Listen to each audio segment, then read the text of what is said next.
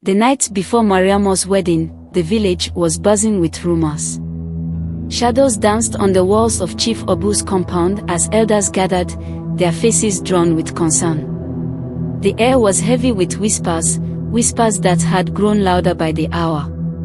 Inside, Mariamo sat on her small woven mat, her heart pounding as she listened to the murmurs outside.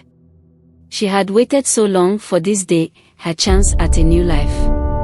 But now, everything seemed to be crumbling around her. Just then, her stepmother, Rukaya, stormed into the room, her face twisted in anger. Behind her trailed Amina and Hadiza, Mariamo's stepsisters, their expressions smug and satisfied. "You think you can marry into a family like Ibrahim's, do you?" Rukaya spat, her voice dripping with venom. "The elders have spoken, girl. They found out who your mother was." Mariamo looked up, her hands trembling. "What do you mean?" Rukaya let out a harsh laugh. "You don't know? Of course, you wouldn't. Your mother was a slave. A woman brought here in chains, and you think you have the right to marry into a respected family." Mariamo felt as though the floor had been ripped out from under her. "That's not true, my father. Your father," Rukaya cut her off, "never told you because he was ashamed. And now, the village knows. They are meeting right now to call off the wedding." She rose to her feet. "Ibrahim loves me. He won't listen to them." Rukaya sneered. "We'll see about that. Ibrahim's family won't allow him to marry a girl with your blood. They have their pride." Outside, the village elders sat in a circle, their voices low but firm. Chief Abu stood at the edge of the gathering, his face drawn with guilt. He had never told Mariamo the truth about her mother, and now the weight of that secret was crashing down on him. "She is illegitimate," said one of the elders, a man with a voice like gravel. "A marriage like this will bring dishonor to Ibrahim's family." Chief Abu clenched his fist. "But she is my daughter, my blood." The elder shook his head. "Blood alone is not enough. The village will never accept this union." Suddenly, a voice broke through the tension. "I will marry her." Ibrahim's voice was clear and resolute as he stepped into the circle. The elders turned, surprised at his sudden arrival. His father, Elder Yaro, looked at him with a mixture of shock and anger.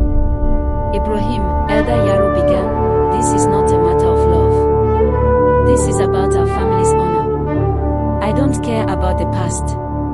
Ibrahim shot back. "Mariama is not responsible for her mother's fate. I love her, and I won't let anyone take her away from me." The elders murmured amongst themselves, but Ibrahim's father's voice cut through the noise. "You're being foolish. Do you know what people will say? Do you understand the shame it will bring?" Ibrahim's eyes were blazing. "Let them say whatever they want. I would rather live with Mariamo by my side than live in fear of what people will think. I will not abandon her." Inside the house, Mariamo heard the commotion outside and rushed to the door. As she stepped out, she saw Ibrahim standing tall, facing the elders with fierce determination. Her heart swelled with both fear and hope. "Ibrahim," she whispered, but her voice was lost in the night air. Rukaya followed her outside, her eyes gleaming with satisfaction.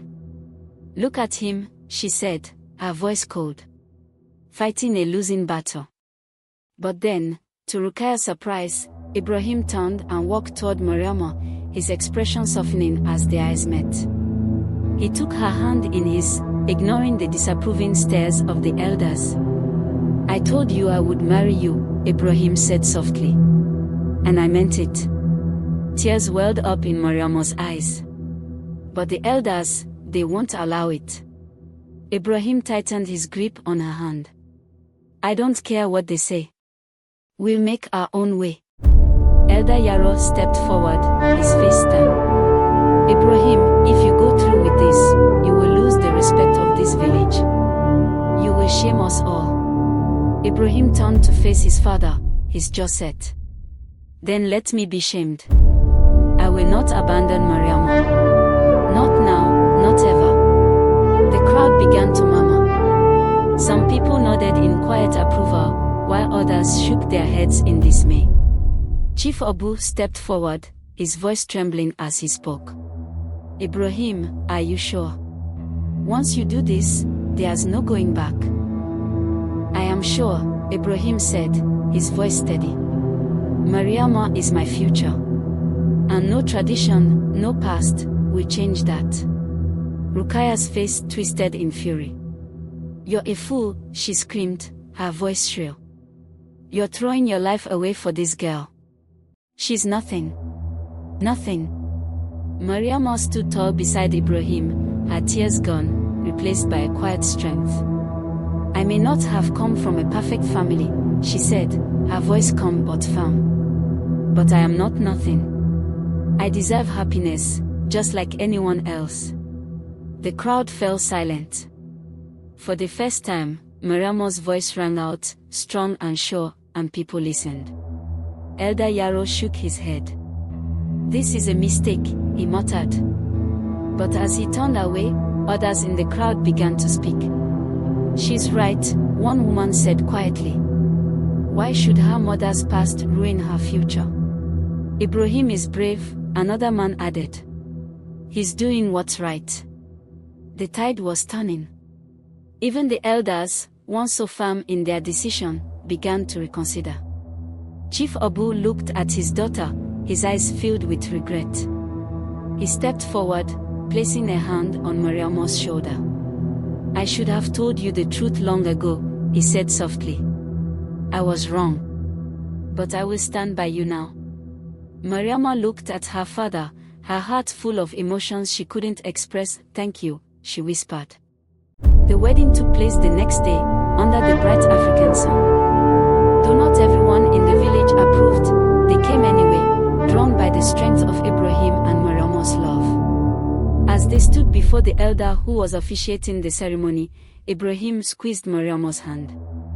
We made it, he whispered. Mariama smiled, a real smile, one filled with hope. Yes, we did. And as they exchanged their vows, the village watched in silence, some still skeptical, but many now believing that love, true love, could overcome even the deepest of controversies.